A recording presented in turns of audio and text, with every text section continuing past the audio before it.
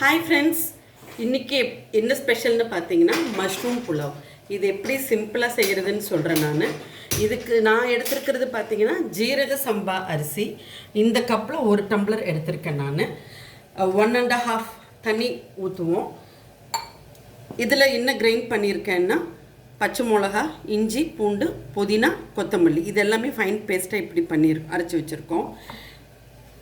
குக்கரில் oil, key ரெண்டும் add பண்ணிவிட்டு சோம்பு, பட்டை, லவங்கம், ஏலக்காய், பிரிஞ்சி இலை, வெங்காயம், தக்காளி, பட்டாணி, மஷ்ரூம் எல்லாமே இப்போது ஃப்ரை ஆகிட்டுருக்கு. இதில்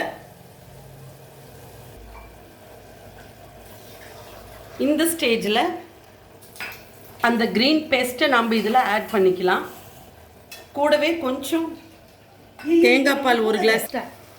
இந்த ஸ்டேஜில் அதிலெல்லாம் வணங்கி பச்சை வாசனை எல்லாம் போயிடுச்சு. இப்போ நம்ம இந்த கிளாஸில் 1 டம்ளர் தேங்காய் பால் ஊற்றுறோம். ஆக்சுவலாக ரேஷியோ பார்த்திங்கன்னா நான் 1.5 சொல்லியிருப்பேன், 1க்கு 2. ஸோ இப்போ இதில் ஒரு கிளாஸ் எடுத்துருந்தோம். 1 கிளாஸ் தேங்காய் பால் இப்போ விட்டாச்சு. இதில் இன்னொரு 1 கிளாஸ் தண்ணி விட்டால் நமக்கு சரியாக இருக்கும். ஃபைனலாக சால்ட் ஆட்